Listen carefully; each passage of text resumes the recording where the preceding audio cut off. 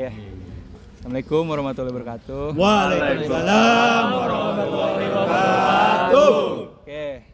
Jadi kita di sini bersama Cang Yahya. Ya. Oke. Di sini kami dari UPN Veteran Jakarta. Fakultas Hukum. Kita jadi gabungan kelas ya, Cang. Ya. Jadi kami di sini izin buat nanya-nanya nih, Cang, tentang hukum adat Betawi. Ya. Mungkin mulai dari Davindra. Oke, jadi izin bertanya, Cang. Ya. Jadi pertanyaan pertama tuh, gimana sih eksistensi hukum adat Betawi bisa bertahan di tengah perkembangan hukum nasional dan modernisasi di Jakarta? Yang pertama memang dia kan hukum adat itu kan memang hanya berlaku bagi keadatan yang bersangkutan. Nah, di Jakarta ini dominasi atas masalah-masalah tradisional keadatan itu semakin hari semakin tipis. Karena di pihak internal masyarakat Betawi pun ada persoalan-persoalan hukum, mereka sudah jarang menggunakan hukum adat. Bahkan di dalam hal praid itu apa tuh? Pemecahan hak waris. Bahkan di dalam pemecahan hak waris itu secara hukum adat kita itu sudah memakai cara-cara hukum nasional. Hukum mutlak itu hukum yang terutama memang karena orang Betawi sebagian besar adalah Muslim, maka dia lebih mengambil kepada tata cara pembagian hukum warisnya secara Islam. Jadi kalau laki sekian maka perempuan sekian. Kalau ada anak pungut bagaimana, anak yatim gitu ya, anak angkat gitu ya, itu haknya terhadap waris itu seperti apa. Jadi sudah diatur berdasarkan hukum Islam. Itulah sebabnya eksistensi hukum adat di Betawi sudah semakin menipis dan kalau boleh dibilang dia sudah jarang dimanfaatkan kecuali dalam hal beberapa ritus ya, misalnya ritus, dan itu pun ritus hanya sebagai sebagai rutinitas belaka, bukan maknanya yang ingin dicapai. Misalnya dalam upacara baritan sedekah bumi itu bagaimana seharusnya orang memelihara bumi, memelihara tanah, memelihara air, itu kan sudah ditentukan bahwa ini milik sosial, ini milik yang harus dikembangkan bersama-sama. Itu hal seperti itu sudah semakin jarang, hanya sebagai pertunjukan belaka. Kalau kita sekarang menyaksikan besok nih ya, pada bulan haji sebulan lagi ini ada bulan haji, itu biasanya ada hari raya agung, dan disitulah ada pelaksanaan bagaimana masyarakat Betawi secara adat memelihara eksistensi kehidupan lingkungannya. Jadi hidup yang berkelanjutan itu diulang kembali dalam kenangan mereka untuk secara hukum adat. Jadi tapi sebetulnya secara kondisi objektifnya nggak seperti itu. Jadi semua itu hanya berlaku di dalam beberapa kegiatan yang kegiatan itu pun hanya sebagai event biasa gitu ya, event hiburan gitu. Pertanyaan selanjutnya. Oh, nih Cang, aku ada pertanyaan selanjutnya nih. Ya. Bagaimana sih mekanisme penyelesaian sengketa atau misalnya ada konflik dalam masyarakat Betawi tapi yang menurut hukum adat mereka? Misalnya dalam sewa menyewa atau perdagangan pohon gitu ya. Dulu ada cara bagaimana berdagang membeli borongan. Membeli borongan, misalnya ada satu pohon rambutan. Waktu masih berkembang itu sudah ditaksir. Saya beli Pak, kan dia melihat gitu ya. Karena dia melihat bahwa ada kemungkinan kalau dia beli dari zaman sekarang itu kalau alamnya benar, panasnya nggak hujan, maka itu buah rambutan akan jadi semua. Tapi di dalam perjalanannya kemudian beberapa terjadi iklim yang nggak ramah, akhirnya pada rontok, akhirnya itu taksiran itu kemudian dibicarakan ulang lagi karena memang selalu biasa tuh ada cabang tertentu, misalnya di pohonan itu ada 10 cabang, ada cabang tertentu yang nggak boleh dijual, ini menjadi milik dan hak orang yang punya. Sedangkan yang lainnya itu, ini yang sudah dijual itu adalah milik dia yang kita nggak boleh. Nah, ketika ini ada dalam rugi, maka ada pembicaraan ulang. Apakah tanggung jawab atas kerugian itu dibagi dua atau enggak gitu. Tapi biasanya sih hukum itu memang juga nggak efektif karena saya misalnya sama kamu itu, kamu beli itu ya udah maklum lah karena keadaan begini, maka kompromi penyelesaian yang tidak memperpanjang konflik itu dikaitkan dengan siklusnya perjalanan keadaan itu yang juga akhirnya itu yang ikut dipertimbangkan dalam kata akhir. Oh kalau gitu ya udah, nanti kalau ada apa-apa saya bisa membantu untuk ini misalnya, saya bilang itu ya. Tapi ya kita lihat juga nah nanti bilang oh udah kalau gitu udahlah, karena ini memang segala harta benda ada rumusannya, segala harta benda itu nggak bakalan dibawa mati menurut mereka gitu. Oke, saya pasrahkan ini biar saya rugi sama-sama karena memang ini bukan ketentuan yang kita kepengenin. Jadi alam memperlakukan ini seperti ini sehingga saya rugi. Jadi itu yang kompromi seperti itu yang lebih sering diselenggarakan diambil oleh masyarakat kita di tengah-tengah masyarakat kita. Oke, Cang. Ya. Aku mau nanya nih, Cang. Kan tadi Cang bilang kalau misalnya hukum waris sama hukum apa tuh satu lagi, Cang? Yeah.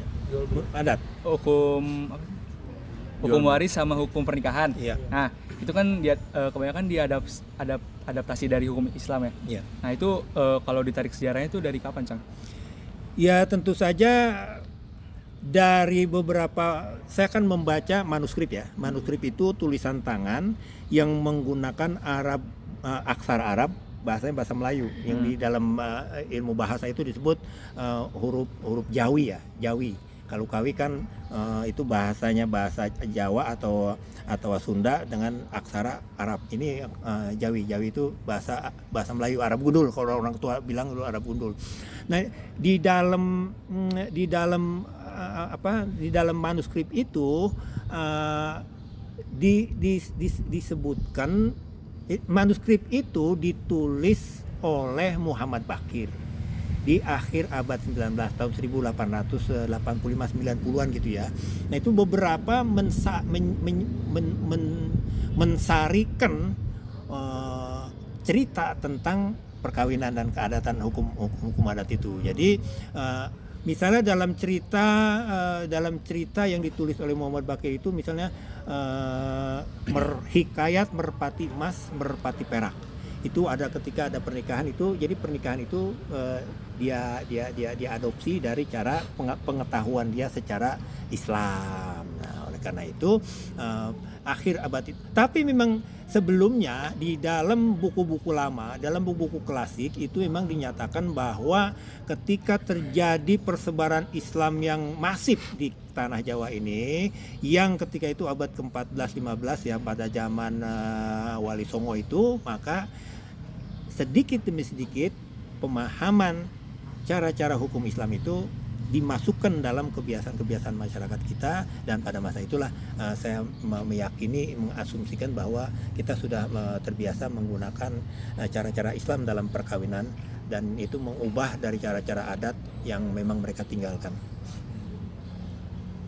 Izin bertanya? Ya. Kalau tadi kan ada yang bertanya mengenai pernikahan antar suku ya, antar suku Betawi dengan suku lain, itu diperbolehkan. Kalau saya sendiri ingin bertanya, apakah ada larangan-larangan tersendiri atau larangan-larangan khusus mengenai antara suku Betawi dengan sesama suku Betawi yang masih mungkin satu keturunan yang jauh? Kalau apakah diperbolehkan gitu? Kalau di adat masyarakat adat lain, kebetulan di adat Batak mungkin yang satu marga nggak boleh kayak gitu. Kalau di Betawi apakah boleh gitu, Cang? Yang penting dalam hukum Islam itu dia disebut non mahram ya. Di luar kalau dia muhrim, adik, emak, kakak itu ponakan masuk nggak ya? Ponakan itu enggak. Jadi sepanjang itu dari suku ya, dari keluarga, kemudian apalagi dari suku lain. Jadi kita menerima semua saudara-saudara kita menjadi saudara. Jadi kita masukin ke dalam kamar kita itu saudara kita yang menjadi pemilik kita di dalam perkawinan. Jadi ya, seperti itu, nggak ada larangan yang berdampak begini enggak. Jadi di dalam masyarakat Betawi justru yang paling kuat unsur percampuran etnisitas dalam perkawinannya. Ya. Siapa lagi? Cukup? Lagi. Cang, Ya. saya mau nanya nih. Ya. Kan di budaya Betawi itu ketika menikah kan ada yang namanya palang pintu. Ya. Kenapa palang pintu harus ada ketika melakukan pernikahan secara adat Betawi? Kayak apakah memang ada hukum adatnya yang sudah diatur di dalamnya atau gimana? Kalau itu di dalam perkawinan itu ada yang syariah, ada yang akidah, ada yang secara adat.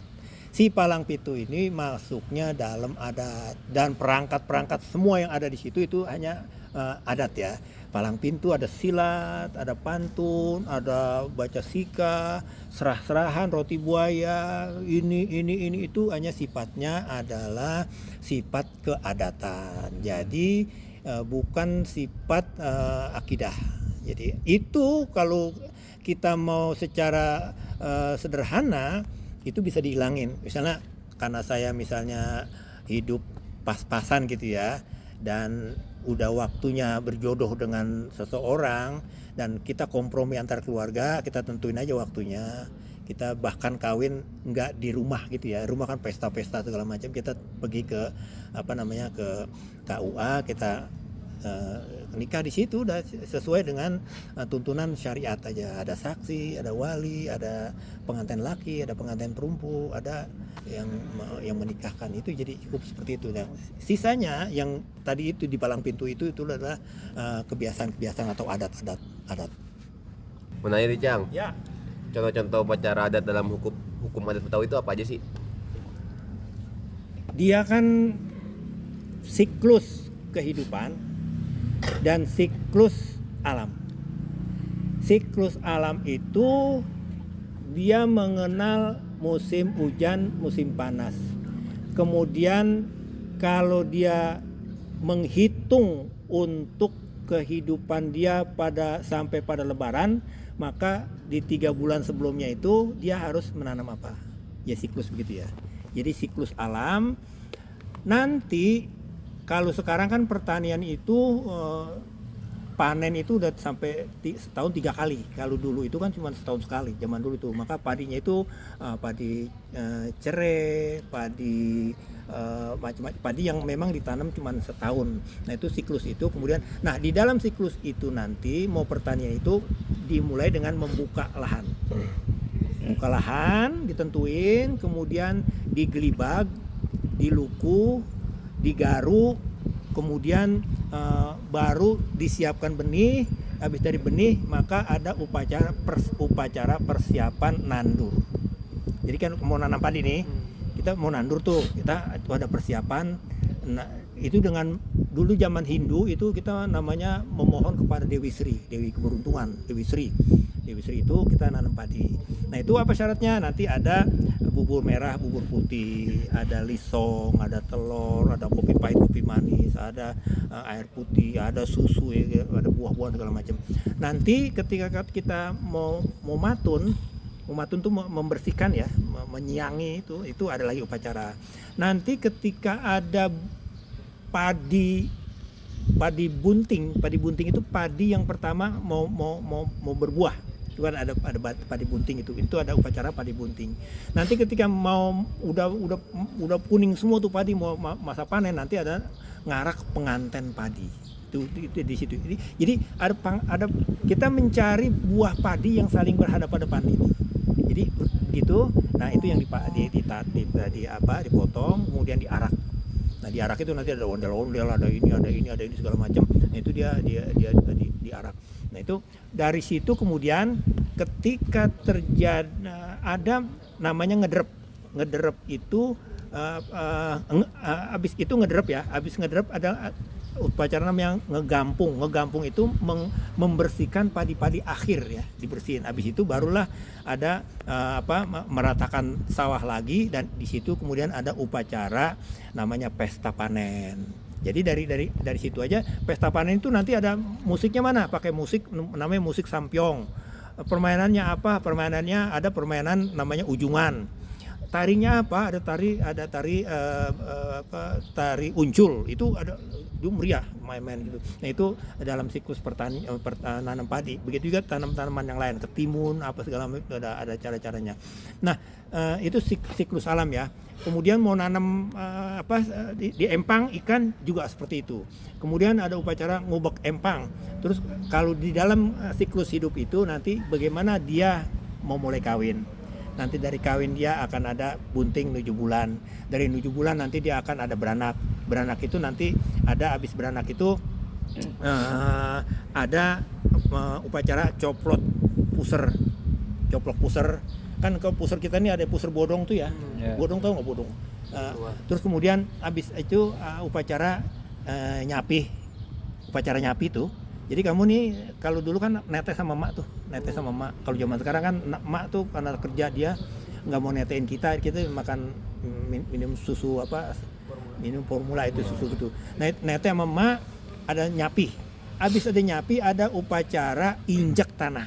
Upacara injak tanah itu kita mulai pertama kalau mulai merangkang, kemudian mulai berdiri titah-titah, itu adalah upacara injak tanah. Injak tanah itu nanti kalau upacara terakhir itu upacara kematian namanya upacara turun tanah, nguburin. Udah mati nih, kita udah mati dikuburin, itu upacara turun tanah. Ini upacara itu nginjak tanah. Nginjak tanah itu nanti kalau ada anak yang nggak bisa jalan, ada upacara namanya ngedadah.